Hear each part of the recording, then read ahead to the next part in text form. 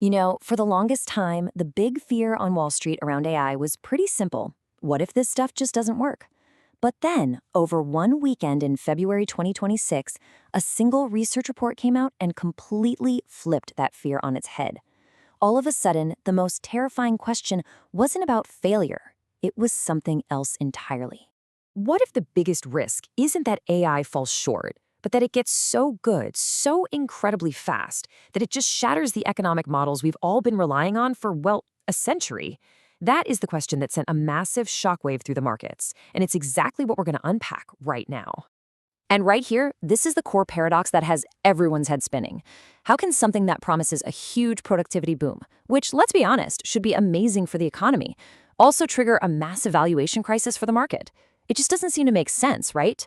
But this is the strange new world investors are waking up to. Okay, so the source of all this anxiety was a report from a firm called Citrini Research that dropped on February 22nd, 2026. Now, let's be super clear about this. This was not a prediction. They weren't saying this is definitely going to happen. Instead, they laid out what's called a tail risk scenario. Think of it like an economic stress test for a hypothetical future set a couple of years down the road in June 2028. It was all about exploring the absolute outer edge of what's possible. This one sentence from the report, man, it gets right to the heart of the entire argument. For basically all of modern history, the single scarcest, most valuable thing in any business has been smart, skilled people. What this report is arguing is that we are actively living through the end of that scarcity and the end of the high price that came with it. So let's really dig into this central idea, the collapse of the intelligence premium.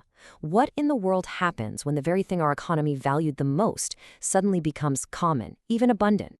The intelligence premium. It sounds complicated, but it's really just a fancy name for an idea we all get. Skilled brain power is expensive because it's rare, right? Going to college, getting years of expertise, developing sharp judgment, that stuff has always earned you a high salary. That high cost, that premium, is what the report says is about to get completely dismantled. As AI gets more and more powerful, it can replicate cognitive skills for just a tiny fraction of the cost. And when that happens, the economic value of millions of jobs gets repriced. It's not that the work itself vanishes, but the price of that work just plummets.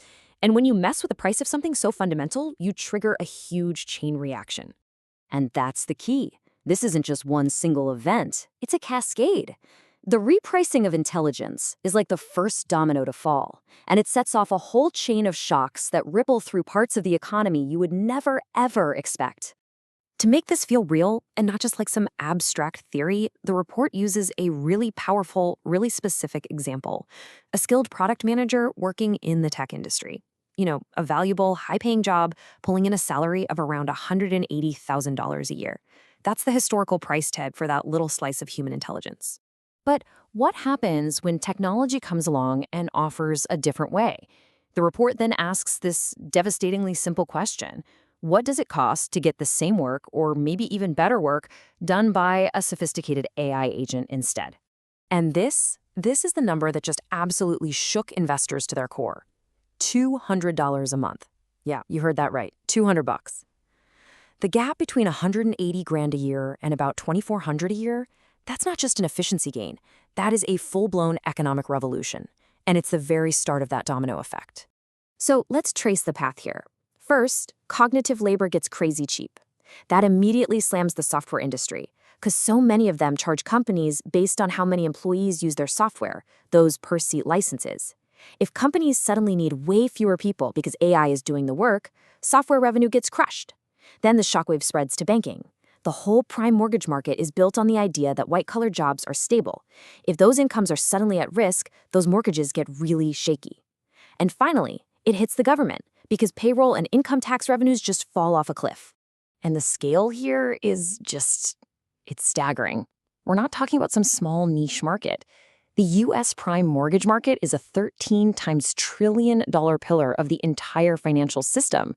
This report forced Wall Street to ask a question it had never even thought to ask before. Are these prime mortgages, the safest of the safe, still actually safe in a world where intelligence is suddenly abundant?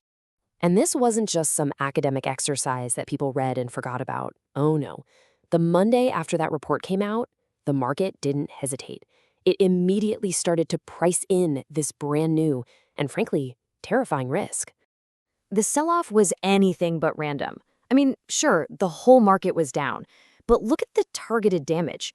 Software companies that make their money from those per-seat models like Datadog and CrowdStrike, they got absolutely hammered. And then you have IBM. It had one of its worst days in decades, as investors freaked out and suddenly priced in the risk that AI could just automate away its really profitable consulting and mainframe businesses. The Wall Street Journal captured the mood just perfectly. This wasn't a typical risk-off panic where everyone just sells everything in sight. Nope. This was a calculated, almost surgical repricing. The market was going through companies one by one and asking a new question. How much of your business relies on that old intelligence premium? The disruption wasn't some far-off threat anymore. It was being priced in right then and there.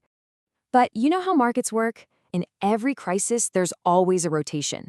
As all this money was flowing out of those suddenly vulnerable sectors, it had to go somewhere.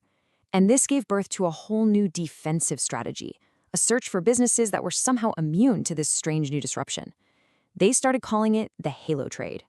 HALO. It stands for Heavy Assets, Low Obsolescence. At its core, it's a strategy that looks for safety in the real, physical world. The whole idea is to invest in businesses whose value comes from tangible stuff. Factories, power grids, supply chains, things that are just fundamentally hard to replace with a piece of software or an AI agent. So what does a halo company actually look like? Well, think about industrial manufacturers, mining companies, electric utilities, and the companies that make consumer staples. We're talking about the businesses that literally make and move the physical goods we all depend on every single day. All of a sudden, these sectors looked like the ultimate safe havens in a world where brainpower was being devalued. And this one simple, powerful line just captures the entire logic perfectly. The halo trade is a bet on reality. It's a bet on companies that you just can't disrupt or destroy by simply typing a few words into a prompt.